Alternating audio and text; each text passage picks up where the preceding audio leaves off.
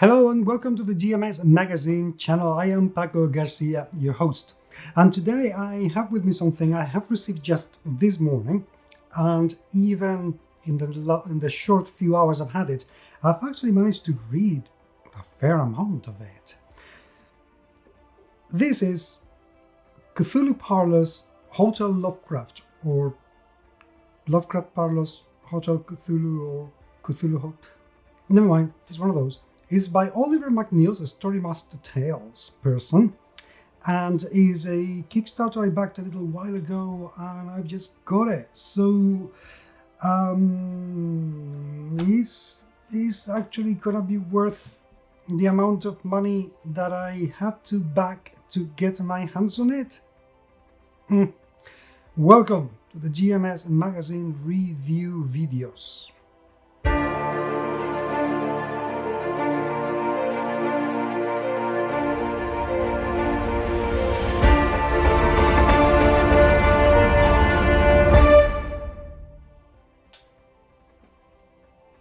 Oliver McNeil did an absolutely fantastic job with the Storymaster Tales. I really liked it, and because the aspects of role-playing games that I'm more interested in is the storytelling itself rather than mechanics or mechanisms or anything at all like that.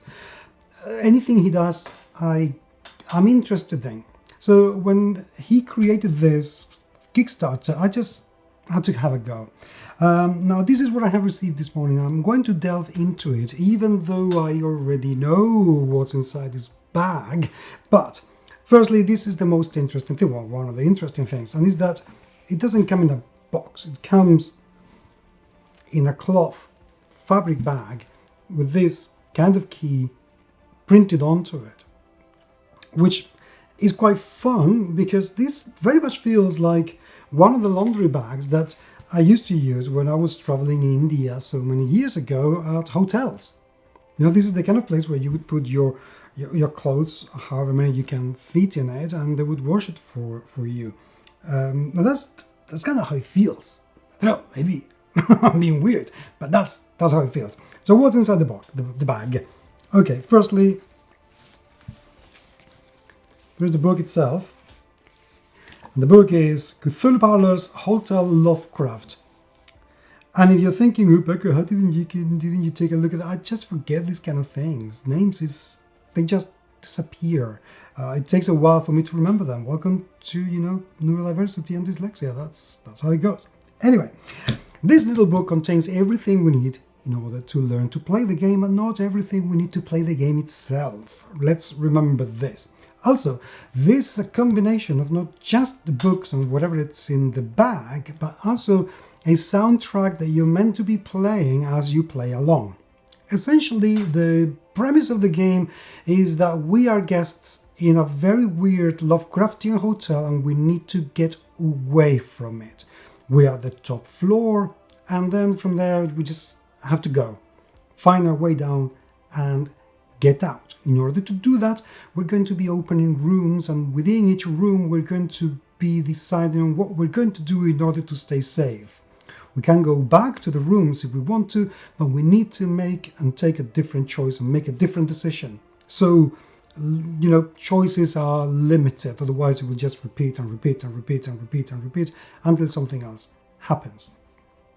The book itself, I have one niggle with it, and it's that the cover, this is a soft cover, and it is really soft. There's barely any difference between the cover and the paper itself, which is a shame, because not coming in a box, if this is really going to live inside a bag, this is going to be very badly damaged very quickly. So I would recommend finding a way to preserve this book a little bit more than just leaving it in the bag. Yes, I know that it will add some charm and kind of thematic wariness to the whole thing, but I like to keep my books pristine. The layout is incredibly simple. This is not something that it's boasting to have a massive layout guru behind or anything. This is so simple, with the game objective, the story master setting up the play, the atmosphere, and how to play in barely 5 or 6 pages. That's it. this is all that you need. And I'm not kidding, I read this in the train on the way to the studio this morning, and it's fantastic. After that, what we find, and I don't want to show too many of these because of spoilers, are rooms. These are the rooms, and each room comes with an illustration, and this is the things that we're going to be able to do in each room. And depending on what choice we make, then we are going to be able to do one thing or another, go someplace or another. What else? These, my friends, is your character. There is a little notebook with a number of them, and you get your name, your gender, your age, the observed levels, your IQ, your vigor, your reflexes, and your ESP, which I can't remember now what it is, because this is how I roll, and it is your ESP. It's not ESP, it's ESP. Extrasensorial perception, or something like that. Doesn't matter. I have my husband laughing at me. You don't laugh at me. Anyway, and then we have possessions and your notes. And this is not a very, very big book. But then it doesn't really matter too much because, to be honest, to write this on a piece of paper would be next to nothing. This is a very nice touch, though.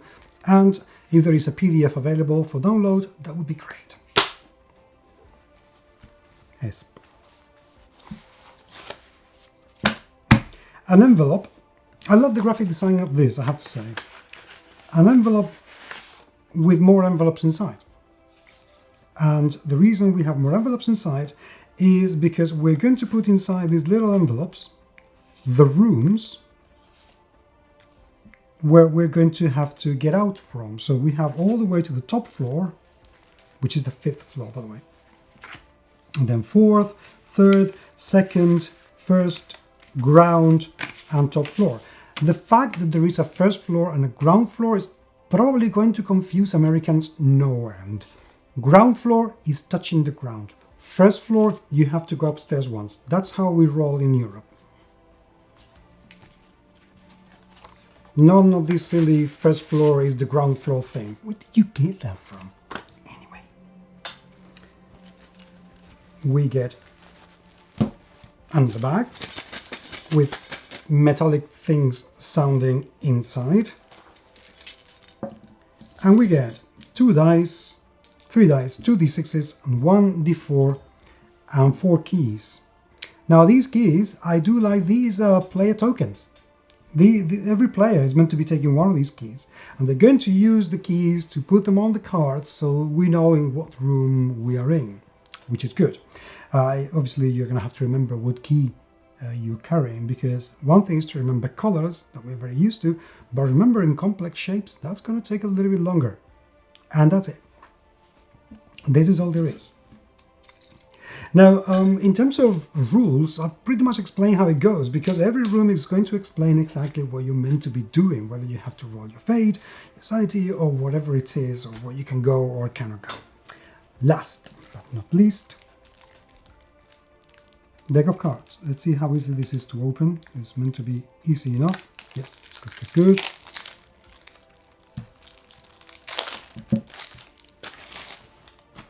Laundry bag. And inside we're going to find all the rooms that we're meant to be taking. I love the illustrations, I have to say. Really, really like the illustrations. They're incredibly consistent because I believe they've been all made by the same artist. His mouth looks nasty. The receptionist, it really looks unpleasant. I don't know how life's treated him, but wow. So, and on the other side, we just get the doors. Chan, chan, chan. That's it. So what we're going to do is, depending on how many players we're playing with, we're going to get a number of these. We're going to take the basement and put them out, and we destroy the exit and the lift. And then we're going to take these cards, We're going to shuffle them. We're going to take a number of them and put them each little deck on each envelope. And from there, we're going to be drawing cards to figure out where we're going, what we have to do in each room. And as I said, the goal is to leave the hotel, which I bet it ain't going to be that easy to do. Overall, this is very, very promising. I haven't listened to the soundtrack yet, even though the book says it's vital to actually enjoy the whole experience.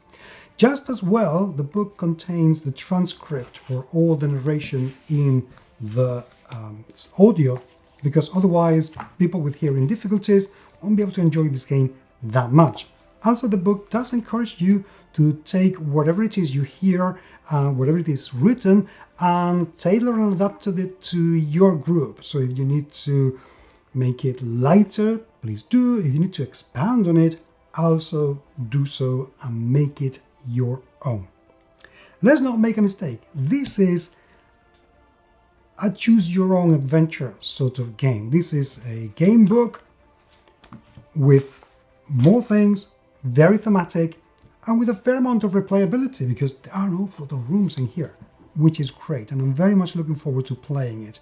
So if you like that kind of games, that is one I would definitely think is worth keeping an eye on, considering that you can play solo and up to 5 people, with one person being the storyteller and the rest being the guests. I think this has an awful lot to offer. And because it requires next to no preparation, I'm going to play tonight when 2 of my friends have had to bail out and I won't have my standard group of people. So this is perfect. Absolutely perfect for that. And I will be making a review as soon as I've managed to play the whole thing. Is this worth it? Yeah. No box? Ouch. Yeah, this is very interesting and very exciting and very, you know, kind of whimsical, atmospheric, whatever you want to call it. But this is not going to help these cards being inside all over the place. They should have come with a little box. They should have been hardback. I understand that puts the price up. Sorry, but it should have been. So, yeah, good concept. Absolutely love it up to here. I don't get that. Very much looking forward to playing it.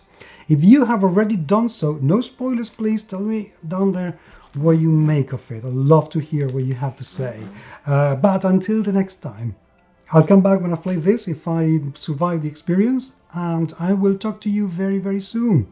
Take care.